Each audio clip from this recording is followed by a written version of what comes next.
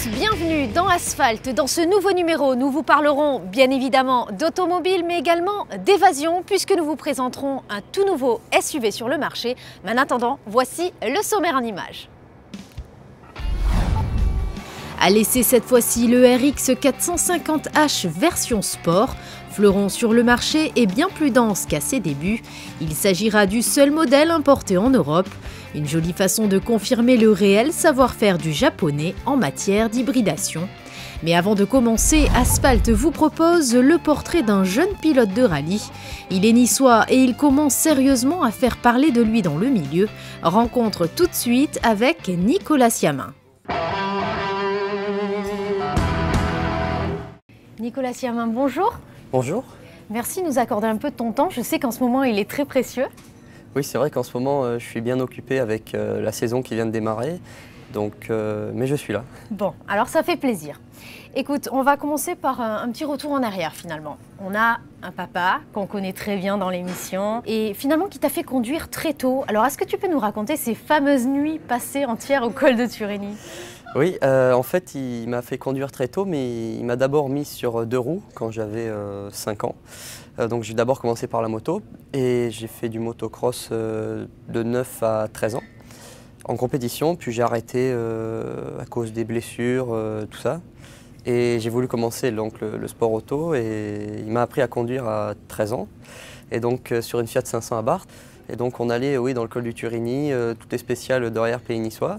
Donc j'ai fait ça pendant quelques mois. Après on a eu une Clio RS. Donc j'ai continué à apprendre à conduire sur la Clio et après on a acheté une M3, une BMW M3 et là j'ai vraiment commencé à apprendre à piloter on va dire. Donc c'est vraiment grâce à lui oui, que je suis là, quoi, que j'en suis là aussi. Alors beaucoup de conseils de ton papa évidemment, mais tu fais de très belles rencontres tout de suite. Alors je te donne 3 noms dans l'ordre et après tu vas m'expliquer. Marc Dalmasso, Nicolas Bernardi et Ludovic Bellinato. Alors explique-moi. Alors en fait, mon père connaissait Marc depuis de longues années. Et donc Marc nous a fait rencontrer Ludovic et aussi Nicolas. Donc c'est quand même 3 personnes très importantes. Donc Marc nous a présenté Ludovic avec qui on a fait les 2 années de circuit. Ludo qui m'a beaucoup appris. Alors d'abord, avant. Finalement, tu fais un stage de pilotage banal chez Nicolas Bernardi, qu'on rappelle, Nicolas Bernardi a gagné la Formule Rallye Jeune, champion de France des rallyes. Tu fais un stage chez lui et là, tu t'aperçois finalement que tu as un coup de volant intéressant. C'est à ce moment-là que tu réalises. Oui, surtout là, en fait, je suis allé à ce stage. Donc voilà, c'est Marc qui nous a dit d'aller là-bas. Donc j'ai fait le stage, ça s'est très bien passé. J'ai eu un bon contact avec Nico et lui aussi a trouvé que j'avais plutôt bien roulé. Et donc du coup, c'est là qu'on a commencé à dire on va pouvoir peut-être faire quelque chose. Donc tu t'orientes vers les circuits, puisqu'évidemment tu n'as pas le permis à ce moment-là, et tu t'orientes vers une formule de promotion. Aujourd'hui, c'est plus facile pour les jeunes, une formule pas très chère sur la 208, raconte-nous. Oui, la 208 Racing Cup, donc c'est une formule de promotion qui se dispute sur les rencontres Peugeot Sport. Donc voilà, c'est vraiment une formule pas chère, très amusante avec beaucoup de temps de roulage, donc ça c'était très important. Et donc j'ai fait 2 ans de 208 Racing Cup et c'était 2 saisons vraiment formidables. Donc avec des résultats incroyables, des performances au-delà de tes espérances finalement. Oui, vraiment au-delà de mes espérances parce que le but c'était de faire des courses pour s'amuser et puis pour voir un peu ce que ça a donné, quoi. Et oui, j'ai gagné le titre junior la première année. Je fais 3e du relais avec Guillaume Blancardi. Donc oui, ça a vraiment été, la première saison a vraiment été exceptionnelle et la 2e saison où j'ai fait que le relais avec Ludo et où on a été champion, donc ça a vraiment été 2 saisons superbes en rencontre Peugeot Sport. Tu es le plus jeune pilote, je crois, hein, de cette discipline en plus. Hein, oui, j'étais le plus jeune la première année. Oui, je suis le plus jeune à avoir gagné une course en rencontre Peugeot Sport. Bon, plutôt pas mal. Et donc à la suite de ça, tu deviens et tu es élu Espoir Échappement. Alors on sait évidemment qu'Espoir Échappement, tout de suite les portes s'ouvrent, plusieurs constructeurs s'intéressent à toi, et notamment une rencontre déterminante avec Malcolm Wilson. On peut rappeler qu'il est patron de la structure M-Sport. Alors il t'a toujours fait rêver, là tu le rencontres, comment ça se passe ? Donc déjà pour parler de l'Espoir Échappement, déjà quand on voit la liste des anciens élus, notamment Nicolas Bernardi, oui. Sébastien Loeb, Sébastien Ogier, tout ça, donc ça a vraiment été un privilège d'être être élu Sport Échappement. Je suis le plus jeune pilote à avoir été élu Sport Échappement. Donc tu n'y croyais pas trop? Non, ça je m'y attendais pas du tout non Vraiment? plus. Quand j'ai vu la liste de nominés, en plus c'est souvent des rallyman qui sont élus. Et donc, avec plus d'expérience que toi en plus. Oui, ouais. exactement. Donc c'était vraiment un plaisir. Et donc oui, j'ai eu aussi la possibilité d'être approché par Peugeot.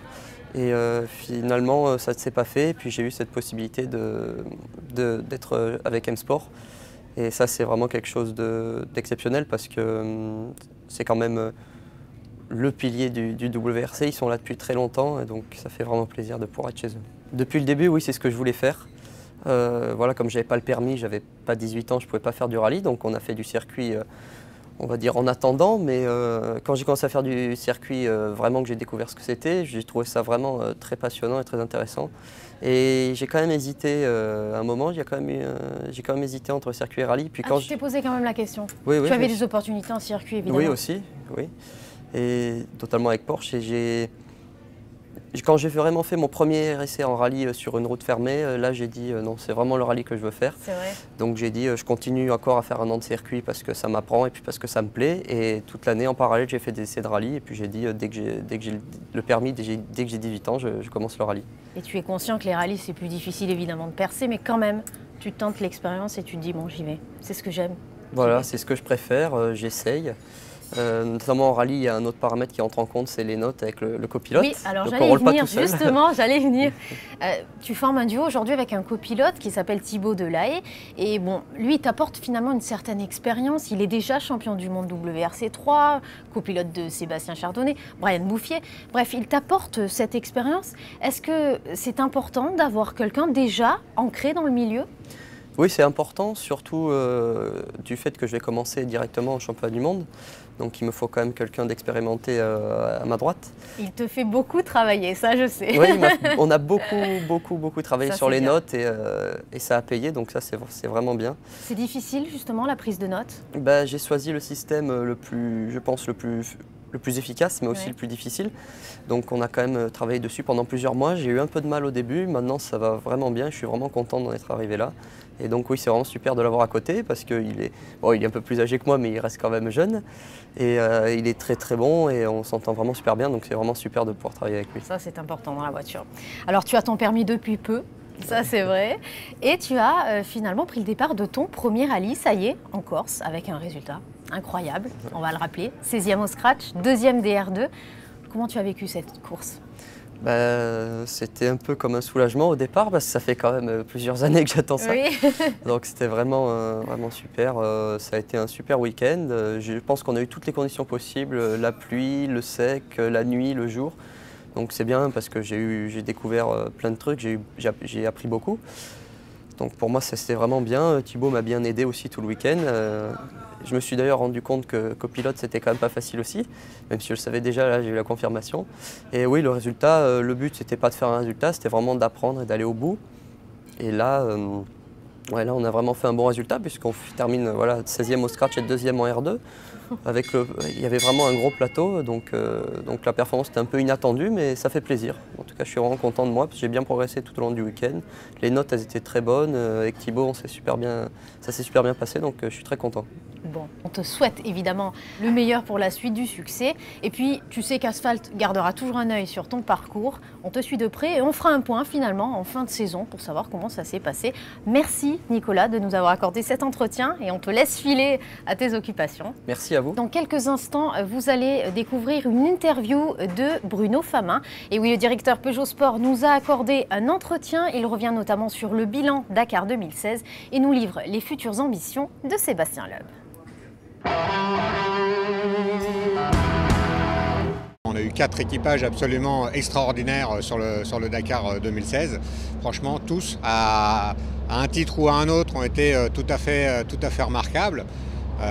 Celui qui a brillé en premier, Sébastien Loeb, le plus titré, en rallye en tout cas, a fait un début de course absolument extraordinaire. Bon, après, il y a eu quelques aléas liés à l'apprentissage du rallye raid, mais au final, les deux, Daniel Elena et Sébastien Loeb, se sont débrouillés extrêmement bien. Bon, ils ont fait 5 tonneaux, mais ils ont réparé la voiture très vite. Ils ont fait très peu d'erreurs de navigation. un peu plus dans le sable, un peu plus d'ensablement. Voilà, mais au final, un très bon rallye qui termine, c'était pas évident. Meilleur performeur du rallye, donc remarquable. Cyril Després ensuite, qui a pratiquement été la révélation du rallye pour moi, parce qu'il a montré un niveau de jeu, un niveau de compétitivité très élevé. Pas tout à fait dans le top, mais un pas extraordinaire par rapport à l'année dernière. Donc le résultat d'un dur labeur de sa part, avec son nouveau copilote, David Castera.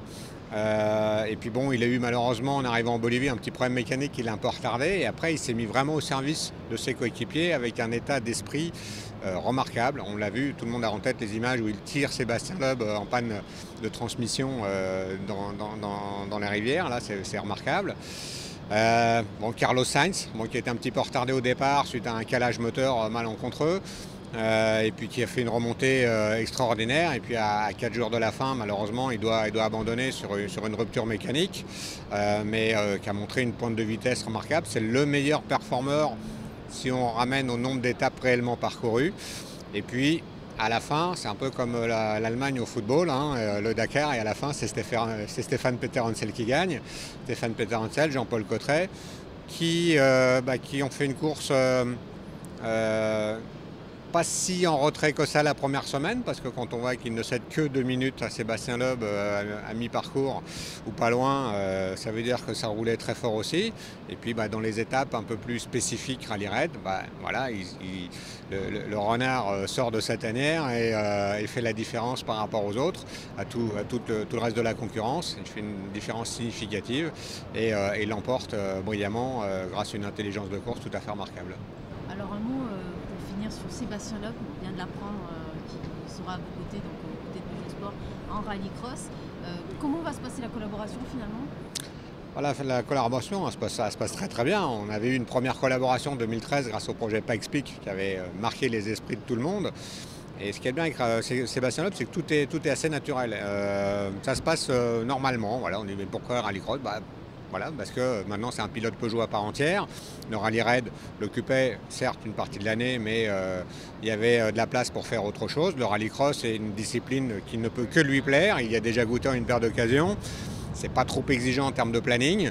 Donc je suis sûr qu'il est prêt à relever le défi à fond. Et nous, on est absolument ravis de l'accueillir au sein de l'équipe parce que au-delà de sa notoriété, bien sûr, qui est appréciable, c'est surtout quelqu'un qui bosse énormément et qui tire une équipe vraiment vers le haut et qui l'a fait progresser par la qualité de ses restitutions techniques, de ses commentaires, ses facultés de metteur au point et sa volonté de faire toujours mieux et d'aller de l'avant. Donc c'est vraiment quelqu'un qui pousse, qui tire une équipe, je ne sais pas dans quel sens il faut le prendre, mais qui fait progresser l'équipe en tout cas, et à ce titre-là aussi, on est très content de l'avoir chez Peugeot Sport.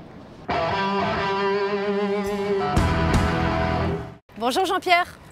Bonjour Vanessa. Quoi de neuf depuis tout ce temps ? On vient de vivre une saison extraordinaire en matière de rallye, de sport automobile. Qu'on a suivi de près. On l'a suivi de près complètement. Alors, aujourd'hui, évidemment, vous êtes là pour un essai, et pas des moindres, puisqu'il s'agit d'un tout petit SUV qui vient de sortir sur le marché. Il est magnifique, il est pour vous. Voici le RX 450H de chez Lexus. Quelle belle auto, hein, une coupe extraordinaire. Et quelle puissance moteur? Ah ça, on en parlera en détail dedans. Je vous laisse l'essayer, on se retrouve après. Avec plaisir. À tout à l'heure. C'est parti.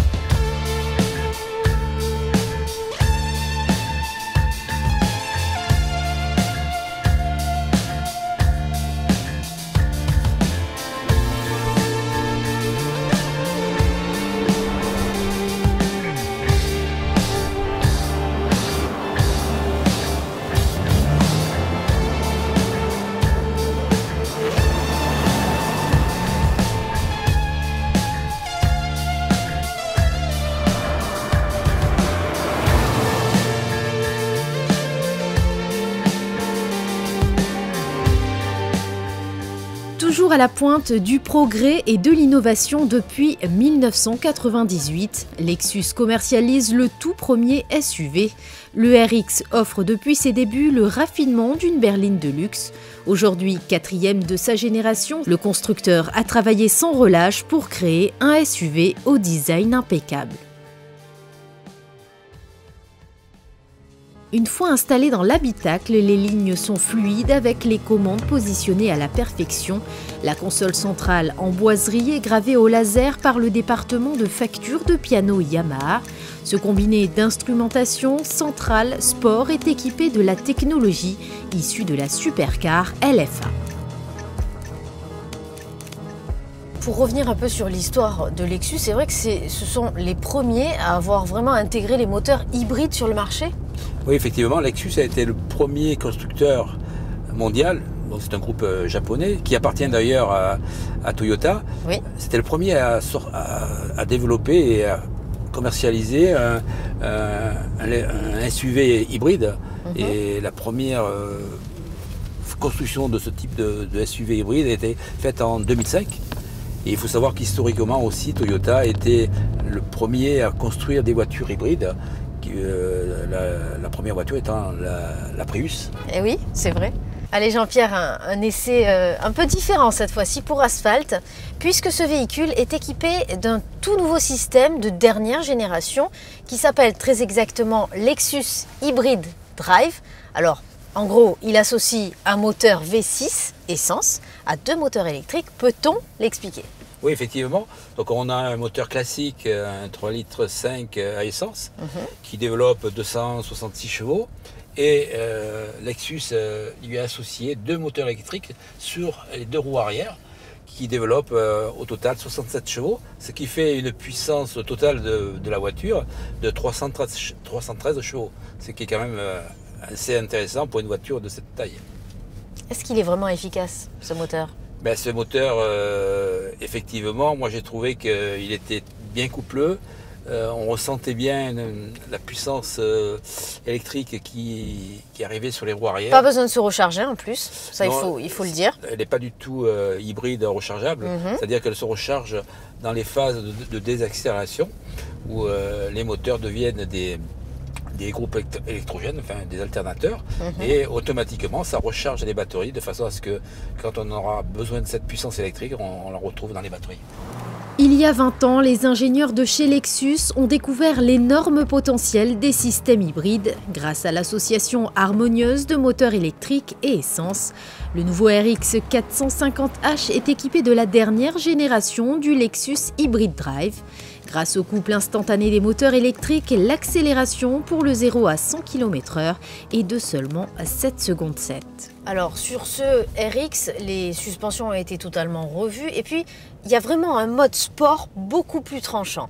Oui, en fait la voiture, on a trois possibilités. On a un mode économique où on privilégie la consommation, donc pour l'autoroute ou en ville, des choses comme ça. Après il y a le mode normal, où on est en utilisation normale, où on a un couple qui est assez intéressant. Et puis après, on a la fonction sport, où là, on retrouve une voiture avec ses 313 chevaux, un couple très important, puisqu'on est associé à ce moment-là la puissance électrique, ce qui fait qu'on a une puissance de démarrage assez impressionnante. Alors vous connaissez bien l'hybride puisque notamment vous avez participé à beaucoup de rallyes énergie nouvelle et c'est vrai que ce type de véhicule c'est de plus en plus commun en ville surtout. C'est vrai qu'en ville, une fois que les batteries sont chargées, on peut fonctionner en tout électrique. Donc en ville, on arrive à des consommations intéressantes puisqu'on fonctionne lorsque les batteries sont rechargées complètement en tout électrique. Et puis, si ce n'est pas le cas, on a quand même une aide électrique, ce qui diminue la consommation du moteur atmosphérique. En plus, Jean-Pierre, on en a parlé en off, vous avez déjà conduit ce véhicule, mais l'ancienne génération, est-ce qu'on peut justement comparer à ce nouveau modèle? Est-ce qu'il y a une amélioration quand même? Effectivement, j'ai utilisé cette voiture pendant 3 mois, l'ancien modèle. Les améliorations constatées sont en fait déjà sur l'aspect extérieur. Le châssis, la carrosserie est plus affinée derrière.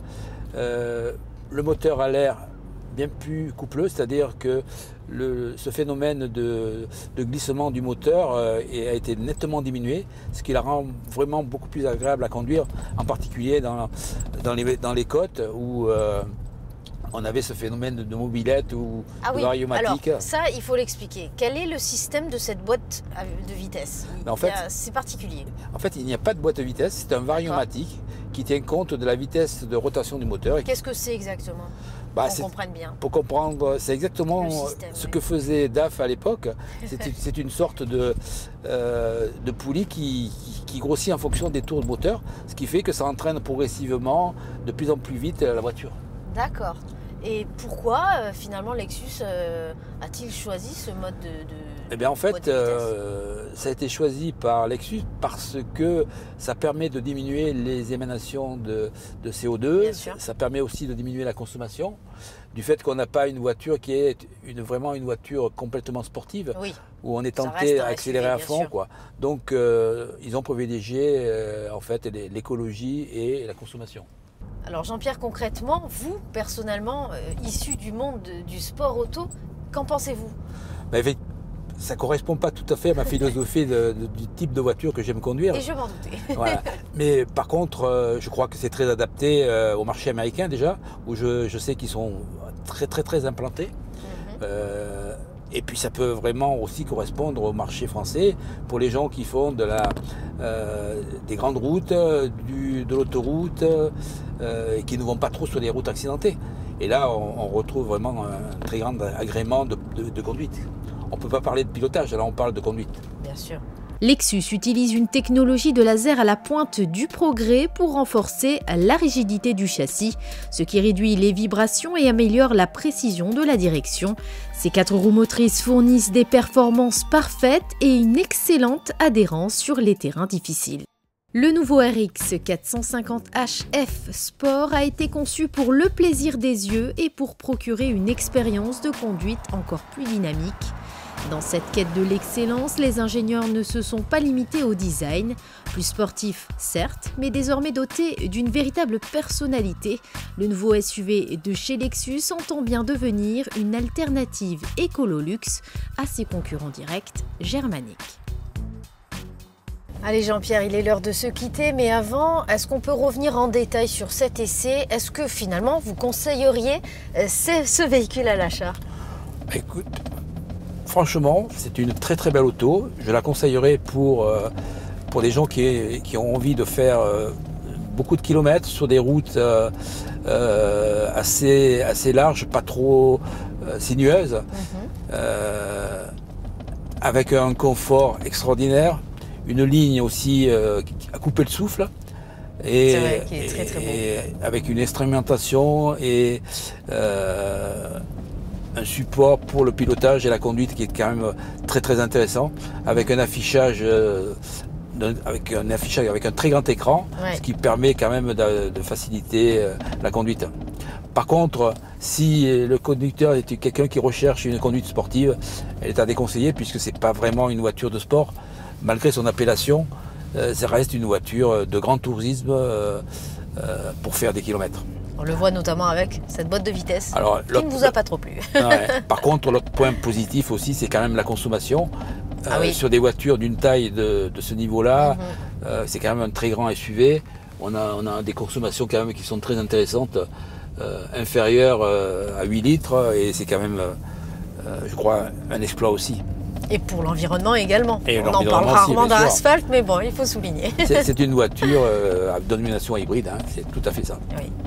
Bon Jean-Pierre, écoutez, c'était vraiment un plaisir d'avoir votre retour dans Asphalt et puis on vous attend très prochainement pour un nouvel essai. Avec grand plaisir. Merci beaucoup Jean-Pierre. À bientôt. À bientôt et on se retrouve évidemment le mois prochain pour découvrir encore beaucoup de nouveautés dans Asphalt. Je vous dis à très vite. Bye bye.